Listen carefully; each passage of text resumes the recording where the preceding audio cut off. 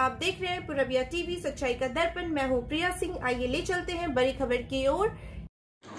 श्रीयुत अवाना जी, doctor के तिवारी जी, शुक्ला जी और पूर्वी समाचार से आए हुए और सम्मान पूर्वक आज स्वागत है महेंद्र जी, जो इस संस्था के संस्थापक हैं और उन्होंने बहुत अच्छा एक परिसर बना करके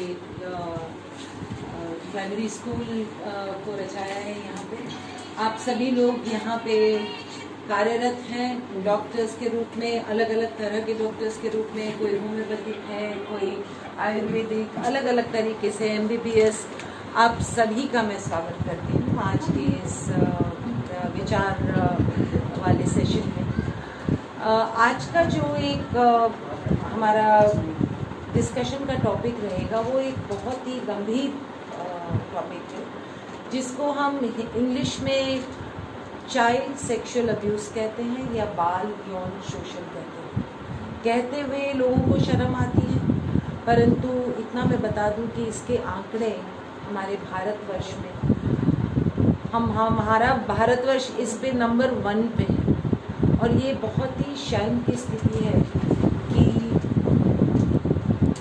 इस दौर में और 2021 में हमारे यहाँ रोज 109 बच्चे बाल यौन शोषण का शिकार होते हैं। ये बहुत ही गंभीर और विचार करने वाली समस्या है और इसके ऊपर हम सभी को योगदान करना है, खास करके जिनके संपर्क में बच्चे आते हैं और हम लोग जो कुछ कर सकते हैं बच्चों के लिए। आप लोग डॉक्टर होने के नाते आपको संवेदनशील होना पड़ेगा, आपको बच्चों के साथ ज़्यादा अच्छी तरह से पेश आना पड़ेगा और बच्चों के प्रति प्रेम दिखा करके किसी भी तरह का भेदभाव न करते हुए बच्चे को समझने की याचना करनी पड़ेगी। तो आज का ये सेशन जो है वो मैं एक छोटे से प्रेजेंटेशन के साथ शुरू करना चाहती हूँ। उसके पहले मैं ये बता देना चाहती हूँ कि नेशनल क्राइम रिकॉर्ड ब्यूरो, जो कि हमारे यहाँ जितने भी क्राइम्स होते हैं उसका एक आंकड़ा लेते हैं, उसके एनालिसिस करते हैं। उन्होंने बताया है कि 2018 में 32,000 से ज़्यादा उस वर्ष बाल यौन शोषण की केसेस रिपोर्ट हुए। लड़कों के केसेस भी रिपोर्ट हुए, इतने ज़्यादा नहीं थे, 204 थे। पर हमें मालूम पड़ा है कि इतने सारे NGOs, इतने सारे लोग इस चीज़ में कार्यरत हैं, उनको मालूम है कि लड़कियों के साथ जो शोषण होता है उसी प्रकार लड़कों के साथ भी ये शोषण हो रहा है। और ये लड़के और शोषण करने वाले लोग और लड़कियां सब हमारे बीच ही मौजूद हैं, बस हम चुप्पी साधे हुए। कोई भी बच्चा हमारे पास दौड़ के आता है और बताता है कि दीदी ऐसे हुआ, या आपसे बोलता है या माँ से बोलता है, बोल बोल के थक जाता है, पर हम उसकी आवाज़ सुनते नहीं। क्यों नहीं सुनते हैं? क्योंकि ये टॉपिक हमें बात ही नहीं करनी इसके ऊपर। बाल यौन शोषण ये क्या है, मुझे नहीं बात करनी। अगर माँ के पास बच्चा जाके बताता है तो माँ कहती बच्ची चुप हो जा, ऐसे होता है सबके साथ। पर ये गलत है। हम सब माँ हैं, पिता हैं, बहन हैं, मौसी हैं, चाचा हैं। हमें हमारे ऊपर बहुत सारी जिम्मेदारी है, एक नागरिक होने के नाते से, एक प्रोफेशनल होने के नाते से। और आज मैं आप सबसे अनुरोध करूंगी, एक डॉक्टर होने के नाते से आपको किन चीज़ों का ध्यान रखना अत्यंत ज़रूरी है और इस चीज़ की रोकथाम करने में आपका बहुत बड़ा योगदान हो सकता है। वो कैसे हो सकता है उसके बारे में थोड़ा सा हम चर्चा करेंगे। उसके पहले मैं थोड़ा सा आपको बताना चाहूँगी कि ये बाल यौन शोषण क्या चीज़ है। थोड़ा सा शॉकिंग होता है क्योंकि हम इसको खुल के बात नहीं करते, घरों में इसकी चर्चा होती। आप सब लोग डॉक्टर हैं, जरा से भी हम लोग प्राइवेट पार्ट के बारे में बात करते हैं तो भी हमारे पसीने छूटने लगते हैं। पर हम सब बच्चों के साथ डील करते हैं। आप एक स्कूल चलाते हैं, आपके यहाँ टीचर्स हैं, हम लोग सब डॉक्टर्स हैं। हम बच्चे के साथ उनको डील करते हैं। जब बच्चा बीमार उठना, आज किसी से बच्चे से पूछ लीजिए, उन 100 में से 53% बच्चे इस चीज़ का शिकार हैं। तो ये एक बहुत अमानवीय बात है और ये अनैसर्गिक बात है। बिल्कुल भी इसका विरोध करना चाहिए, इसको रिपोर्ट करना चाहिए और हमारा दायित्व ये बनता है और मैं अभी कानून के बारे में बताऊंगी आपको, पॉक्सो कानून, जिसके अंदर की कोई भी व्यक्ति अगर उसे पता भी चल जाए, भनक भी लग जाए कि इस बच्चे के साथ यौन शोषण हो रहा है, तो उसका दायित्व है कि वो जा करके उस केस को रिपोर्ट करे। संक्षिप्त में तो ये है, बाकी मैं थोड़ा सा प्रेजेंटेशन आपको बताती हूँ। बड़ा हो पा रहा है क्या ये?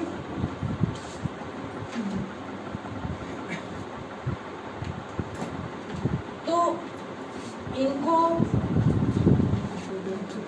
इक्वल राइट्स दिए गए है ना। इक्वल राइट्स में बहुत कुछ आ जाता है। इक्वल राइट्स में इक्वल राइट्स में ये भी आ जाता है कि हर बच्चे को, एक मिनट बात करें, हर बच्चे को समान नजरों से देखना चाहिए, हर बच्चे को अपना बचपन देना चाहिए। हर बच्चे को अपना बचपन मिलता है? नहीं मिलता है। कहीं गरीबी है, कहीं मानसिक तौर पे कुछ है, कभी उसका शोषण हो रहा है। आज हम उन बच्चों की बात करेंगे, और वो बच्चे हम कहेंगे कि डिफिकल्ट सर्कमस्टांसेस, मतलब कि वो एक बड़ी बुरे तरीके के एनवायरनमेंट में फंसे हुए हैं, क्योंकि उनके साथ रोज रोज इस तरह का शोषण हो रहा है। तो पॉक्सो कानून जो है, एक कानून है prevention of sexual offences against children.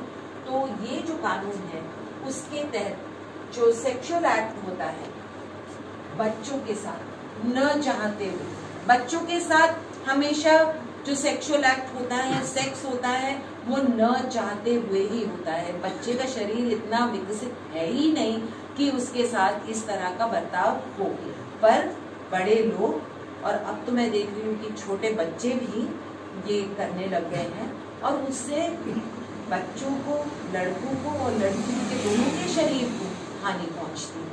तो ये जो है, अगर कोई व्यक्ति किरण के लिए एक बच्चे के साथ हिंसा की थी और उसने अपने आप को रिहा करने के लिए कोर्ट में अपील की, कोर्ट ने मना कर दिया ये कह के कि अगर हम अभी इस चीज को बंद कर देंगे, तो अभी नहीं देंगे शिक्षा, पनिशमेंट नहीं देंगे, तो ये बच्चों के प्रति बहुत ही हानिकारक होगा, क्योंकि समाज में ऐसे लोगों को अपराध करने के लिए पनिशमेंट मिलना ही चाहिए। तो पॉक्सो कानून उसी के लिए हुआ है। कोई पुलिसकर्मी, आगे दे दीजिए, टीचर, हॉस्पिटल स्टाफ, डॉक्टर या फिर कोई ऐसा व्यक्ति जिसकी देख रेख में बच्चा हो या जिस पर बच्चों को भरोसा हो, अगर वो बच्चे के साथ प्रवेशन लिंग पर हमला करता है, अथवा 2 या उससे अधिक ज्यादा लोग मिलकर ऐसी हरकत करते हैं जो आप गैंग रेप के न्यूज देखते हैं, तो ऐसे मामले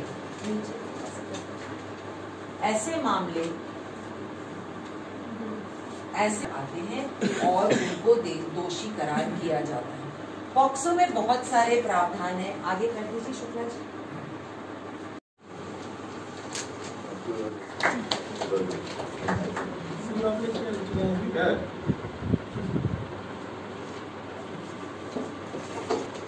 डॉक्टर के तिवारी जी, जो कि इस पूरे जन सैलाब को यहाँ पर आपकी वजह से यहाँ पर सभी,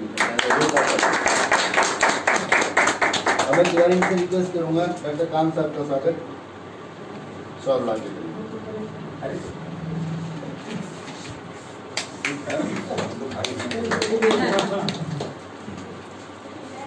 डॉक्टर ए.के. पांडे जी का स्वागत। डॉक्टर पांडे साहब,